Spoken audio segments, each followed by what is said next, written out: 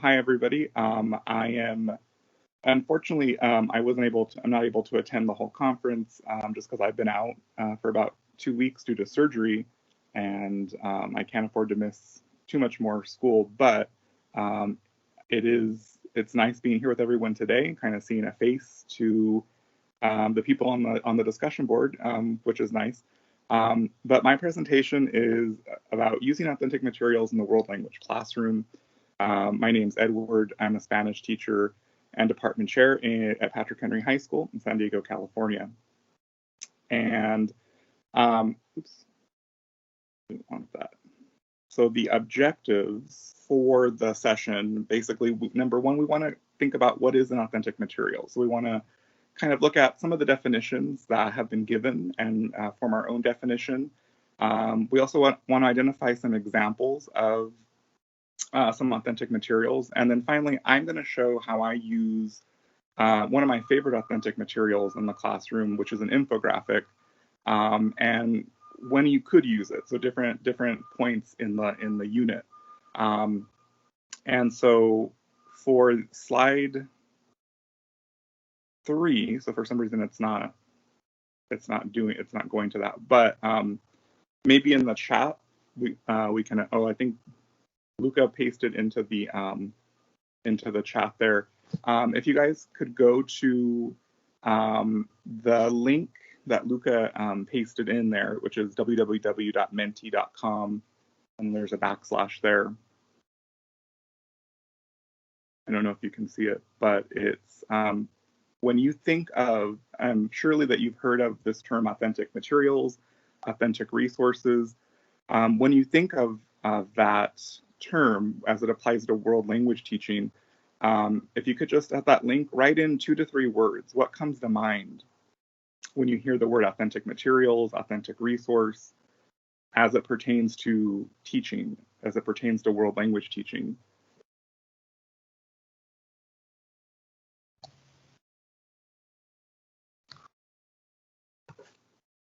And then we'll check what people think. And so if we go and we check the results, so we have, let me zoom in there. So definitely a real world, definitely. Original, okay, so you'll see in the definition there, that is going to be key. Reliable, interesting, definitely. Need to be adapted, that's kind of a debatable thought, and we'll talk about that. Real world, contextualized, yes, definitely. So putting the language into a context. Too difficult, they can be, depending on what you choose. And I'll kind of give you kind of the criteria that I have, to using those, to choosing those. Real world use, most definitely. Country, original. So all these definitions, of course, all these thoughts have been considered in the past. And so this is not a new concept. Henry Sweet, who was a linguist, studied phonetics, etc. The kind of the Old English, Germanic languages, back at the turn of the century. So he's quoted as saying the great advantage of natural idiomatic texts over artificial quote unquote methods or quote unquote series is that they do justice to every feature of the language. So he was one of those early introducers, kind of thinking, if I can give my students the language that they'll encounter in the real world, this might be more of a benefit to them. And so he used a lot of authentic text in his courses. Granted, this was more of a grammar translation method, but there's still the concept there. And he thought that authentic materials contain natural language, not quote-unquote diluted language, as you'll find in sample 2015. So it's just a little information about Henry Sweet there. And he also specialized grammar and teaching grammar in second language learning. Of course, again, it was grammar translation method at that time, but he a lot of times doesn't get enough credit for kind of introducing this concept. In the literature, So there's been a lot of different definitions put forth on how we define authentic material. And so it's starting back, and this is definitely not an exhaustive list by any means, but Morrow in 1977, so language produced by a real speaker or writer for a real audience. And of course, real, what is that, quote unquote, which is expected to express a real message. All the way up until Lee, 1995, texts that are not produced for teaching purposes, but for a real communicative purpose. What I found interesting was Rings in 1986 had this semantic scale, and there were 16 levels of authentic speech, ranging from super authentic, so spontaneous conversation, to textbook language use, language presented in a textbook, usually isolated. So in the chat, just really quickly, what do all of you notice about what do some of these definitions have in common? What's a word perhaps that seems to you to come up repeatedly, or what's a common theme that you're seeing with these definitions? And also in Rings's definition, native speaker is mentioned, and that in and of itself is contentious. But for more information on that, I would recommend that you read Gilmore, 2007, because it is in that paper they do talk about it's difficult to define a native speaker. There are some definitions, but it gets kind of blurry, the demarcation there between who's a native speaker and who's not. So let's see in the chat. So, thanks. This timeline came to me from inspiration from Amanda Lanier and her presentations, which I love. So not used for language learner. So they're not intended for teaching purposes. So they're meant for quote unquote native speakers. They're meant for a real purpose, and they're not used for language learners. So those are good. Those are good observations. And then you'll definitely see that just because they're not meant for language learning doesn't mean they don't have a use in the classroom. Most currently, Shrem and Glisson offered in 2015 their definition of authentic materials, an effective means for presenting real language, integrating culture, and heightening comprehension. And then the definition that has caught my eye by Zizek and Polio as recent as 2017, those texts created for some real-world purpose other than language learning, and often, but not always, provided by native speakers for native speakers. And so, I don't know why my camera turned off, but that is kind of a survey, kind of a linear presentation, if you will, of how the definition is kind of morphed, but there are still some commonalities there, for sure. And of course, as everybody mentioned, there are advantages and disadvantages, and so it's good to know both. So Richards in 2006 mentions that by using authentic materials, you do get a lot of cultural information. Current usage, perhaps there might be some colloquial terms and expressions used in the authentic resource. Exposure to real language, and again, a quote-unquote real language, the language that you're not going to find in a textbook necessarily, I'm going to say. Relating closer to learners' needs. As you'll see in the by using some infographics, you can tap into what's of interest to your learners, because as we all know, textbooks are outdated once they hit the market.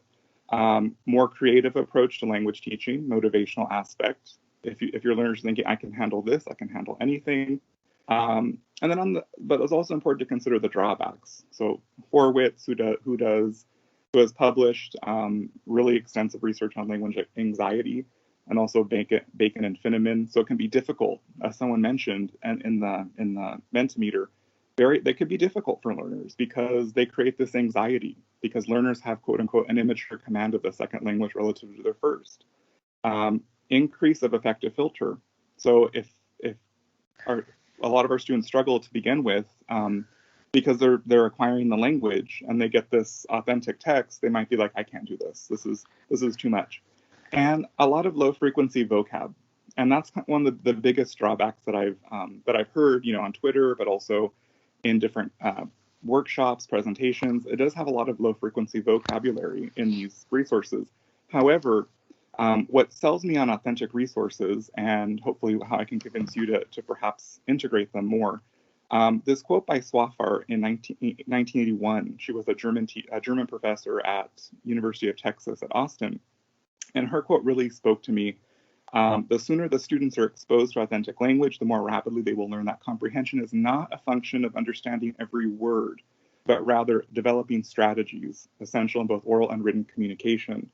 It's really important, and I always, when we do authentic resources in my classroom, um, I tell students there's a lot of text. There can be a lot of text here, but you don't need everything.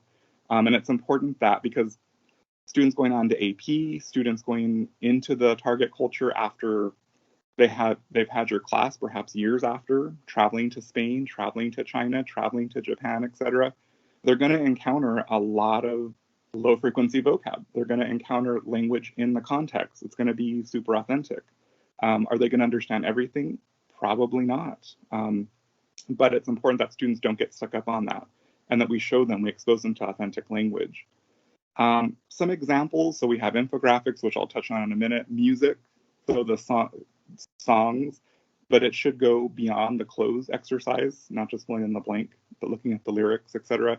Movie shows, periodicals, blogs. So there's a lot of vloggers in different languages, people on YouTube that kind of, they video their day and they kind of have an overview of that. And if usually there's a lot of teenage bloggers that, they talk about a lot of relevant topics.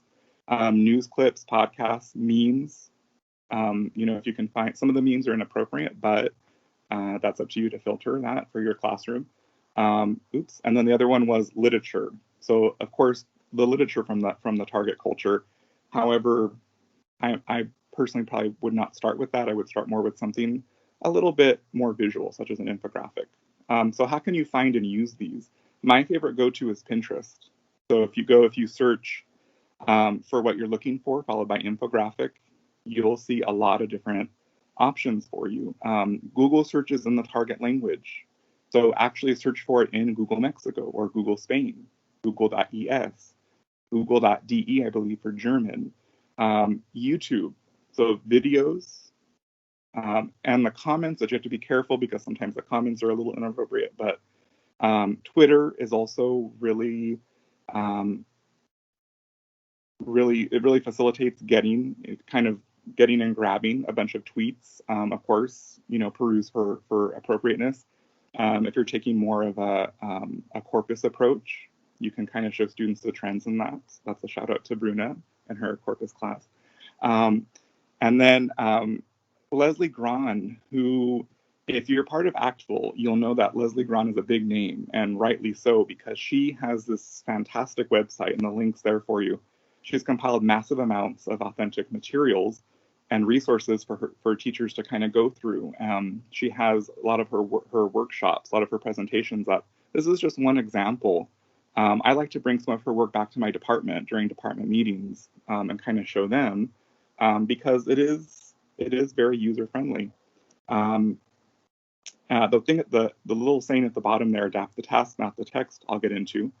But how do I use, for example, an infographic? So this is an example of an infographic that I've used in my classroom recently.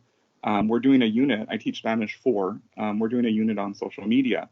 And the links also, if you look at my presenter page and if you teach Spanish, this link, you can actually use this infographic. I put the link in there. But you need to consider, when do you want to use it? Is it at the beginning of the unit? Is it the middle of the unit? Is it the end of the unit? And so if it's the beginning of the unit, it could serve as a preview. It could serve as a springboard for discussion. What do you notice? For example, the numbers, they're using commas instead of periods, as we do here in the United States. That opens up a cultural discussion that teachable moment you can introduce to your class. I've used in the middle of my unit, and I used it for two purposes. One is a springboard for discussion, and another to work on interpretive skills. Usually infographics are going to be used for interpretive skill building. And if it's at the end of the unit, it would be more as a kind of, you could use it as a part of an IPA, an integrated performance assessment, where you've been working with infographics, and then you give them this infographic that they haven't seen with tasks that go along with that. But for me, I've used this in the middle of my unit. We're kind of nearing the end of it, but in the middle, I've used it. So I kind of zeroed in on a specific part of the infographic. Some things to keep in mind at the top there. You really, when you're looking for an infographic, when I look for one, or any authentic resource, I like to make sure it's kind of a familiar content for the students. The lexical and syntactic simplicity by Guariento and Morley, quoted in 2001. You don't want anything too complicated. And by too complicated, I mean it's going to be a thesis in the second language. That's not going to be appropriate for your class. And it's probably going to be kind of boring for them. You want something that is more relevant. All of my students know social media. Learning strategies, risk-taking. I always tell my students, if you are wrong, then you're wrong, and we're here to learn. Super sequence tasks, super structured tasks. And so, as I also tell students, you're not reading this for fun. You're not reading this just to translate it all. That's not the point. And then, of course, Galloway says there should be abundant clues to help learners decipher meaning. So, for example, what I like to do, especially if you're using this in earlier levels, make predictions based on what you see. What are some cognates? Kind of for me, a la IPA, I like to start out with having students find certain expressions. They're listed in English, but I want them to find the Spanish in the infographic. So this gives them more of a kind of it forces them to survey the entire infographic. And at that same time, they're scanning, but they're also getting, they have to go back. There's more of a close reading there that happens. True false statements. So for example, on the left-hand side there where it says Google Plus, in English it says it costed more than $500 million to design and develop it. So what I might do is one of the expressions I want them to find might be to design and develop it. And they have to find that in Spanish on the infographic. Also true false. I could put, again, in English just to check comprehension, Google Plus cost more than $1 million to design and develop. And that would be false, and they have to go back and correct the false statement. So it's making them go back and revisit the text, per Common Core. Matching percentages with statistics and the correct app. So in one column, I have, for example, 300 million users, and then they have the list of the apps on the right hand side. They have to match, so they would match it to Instagram. Making inferences, so upper levels. So what does this tell us? If there's 300 million and there's 70 million photos and videos that are uploaded daily, what is the next step? What does that mean? Making inferences about social media and your daily life. That might be more for upper levels. Responding to the text. And so for me, I had them write about in Spanish, of course, which statistic is most shocking and why. So they have to use evidence from the text. They just can't put, the one about Instagram because it's just shocking. No, they have to put that Instagram has more than 300 million users because I use Instagram, but I didn't know there was that many, etc. Edward, you do have 1 minute left. Okay. Finding the country, incorporating the grammar. So for example, a little bit of conditional C clauses. If you had to choose only one app, which would it be and why? And then on the right-hand side there's the, by Shrum and Glissom, also some tips that I do as well. So pre-reading activities, activate their knowledge, model your strategies. This is something I've learned as a teacher. Think aloud and in the target language. Like, if I, we're looking at this, where would I find this? Okay, here's Google Plus. Okay, so here's some of the facts about Google Plus. Oh, there's the fact. Top-down and bottom-up strategies, just in case top-down doesn't work, bottom-up strategies can. Less is more. I've learned that the hard way sometimes. Not too many tasks because you want the language to take emphasis. And then edit the task, not the text. So if you're editing the text, there's debates that it's not authentic anymore. Okay, so I want to keep it in its natural state, but I want the tasks to either be more detailed or a little bit easier facilitated, a little bit more general, so my learners can succeed. And that are my references. And thank you for attending. If you have any questions, I am happy to answer. Yeah, nice job, Edward. This was very interesting, and I really like that last infographic. One of the things I like to do, it's not really a question, it's sort of a comment building on that, is thinking about who designed it and why did they design it and what purpose message are they trying to send forth, And then I've had things where students will build their own infographic after analyzing the content in that first infographic and see if they can transfer that on. That's one of the beauties of like authentic material is being able to explore those intentions, right? But very well done and awesome presentation.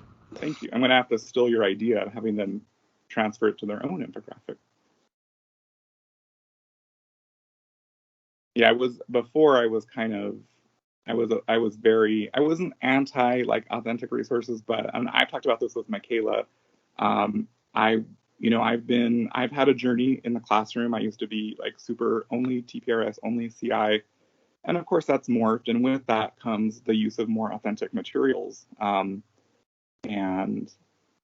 it's a journey that we as educators, we all take. And if you could just do one authentic resource per unit, that's fine. It's your pace, it's your classroom. Your students. So.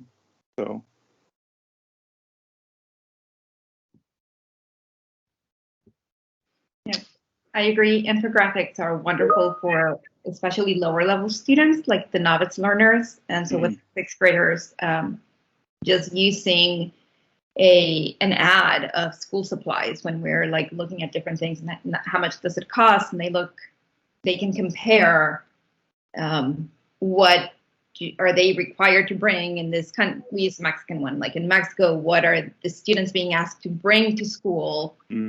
Some similar things that you have to bring and some things that you don't need to bring to school. Exactly. Infographics are great for everyone, but lower levels in particular, I think. If we still have time for questions, I just wanted to hear, Edward, any other ideas of other types of authentic materials that you have incorporated besides infographics, and how your students usually respond to it, because many of the concerns are like, oh, these are too hard, or how are they going to navigate the authenticity? So I would like just to hear a little bit more about how you guide them through the reading and whatever you share about that. Well, that's a really good question. And another example, I've used a news clip. So relating to social media, it could be something about, looking on YouTube, finding something from a really quick newscast, but layering it so, because it's usually only like two or 3 minutes. And so what I like to do is when I use like a little like an actual news clip, what I like to do is I like to layer it in a few activities. So the first one is a list of words and checking off what they hear. And so that usually kind of introduces it in a non-threatening way, because they can kind of go through it. They might not get everything. And being transparent with students, I think, is you probably won't get every single word on this checklist that's in the video. I like to put some extra stuff in there where that's not in the news clip. But also, then having them check with their group, check with their partner, sharing out, and then having them maybe write one sentence. If it's upper levels in the target language, if it's lower levels in English, what do you think this clip is about? What is it? What is it saying? So they have those words already kind of that they can use in their answer. But also after that, kind of going to more. I kind of like the true false, but that's where, even though the clip is super authentic, the way I write the true false, it's going to be a little bit more broad for lower levels. If like level 2, level 3, level 4 in AP, it's going to be it'll be a sentence about what's in the clip, but teaching them how to use other nonverbal characteristics of it, or features, I should say. So for example, not just what the person's saying, but in the newscast, you have the images, you have the visuals. The person may be on location. If they're interviewing people, underneath the person, they usually have their name and who they are and what they do, etc. And so teaching them to kind of pay attention to those other, nonverbal features of an authentic resource for me. And then usually the final activity would be more of a open-ended, where they have to use evidence from the authentic resource. What are your thoughts on blank? In your opinion, should this happen based on blank? use evidence from, use something from the clip. Because also on the way I structured on the AP test, also when they need to listen for the persuasive writing sample, they are now the argumentative writing sample. They only need for their support for their thesis. They only need one thing from each source. So they only need one of the sources is an audio. They only need to grab one little thing to support their thesis. And so trying to get them not to rely on every single word. That's kind of and then what was the other part of the question? I forgot. I think my question was also about their engagement with these types of tasks. Do you want to share how you feel like they respond to these types of tasks with authentic materials? Yeah, of course. At first, they, especially if they haven't seen some of these in other levels, when they get to me in level 4, a lot of them haven't encountered this, and I think it just depends on your specific context where you teach. But they panic at first, and so it takes a lot on the teacher's part. It takes a lot of reassurance and encouragement, which is, of course, we're teachers. We're going to provide that. But I also say that you're not this part of this where you're checking off the words that you hear. You don't have to get 100%. You don't have to look. You don't have to get everything correct. It's a work in progress, right? And so I find that there's always students that are they develop that language anxiety because they're used to, in other subjects, they're used to getting it correct before writing it down. In history, they have the answer. In math, they've solved it, and so now they can successfully volunteer the answer, and they can be correct. And so giving them a lot of talk time, a lot of pair share time also, where it's like, check with your partner. What did your partner get that you don't have? What did you get that your partner doesn't have? Make sense of what do you make some predictions with your partner, etc. So making it so it's more of a non-threatening environment is what I like to do, just because the first time you do an authentic resource, even if it's not audio, if it's written, they're going to be like, I don't understand what this is saying. I don't know every single word. And that's where you can, as a teacher, come in and be like, we're not here to translate every single thing on this paper. That's not the point of that defeats the purpose. Or it would be the translation class, right? And so for me, it's about setting it up as non-threatening as possible and expecting that panic. And I totally agree with what you said on focusing on what they do know first, right? So like you might not understand every single word, but what are some words you do understand? Yes. What can you learn from the pictures, or what can you learn from the other features of the text? And then also, what do you already know about this topic?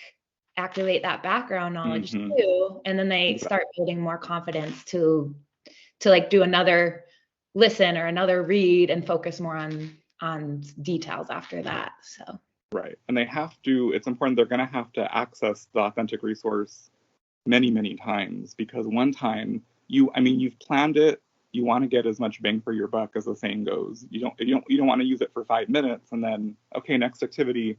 Like, I like to spend a lesson on it. I like to spend, a lot more than like 10 minutes on it, right? Because the reason why you're picking it is because you feel that it's valuable, and you need to communicate that in your lesson and your activities. I think we are out of time. Thank you so much, Edward. It's a really great conversation. A lot of good questions. I'm going to paste this was the last presentation of the day, so I'm going to paste a link to the Gather Town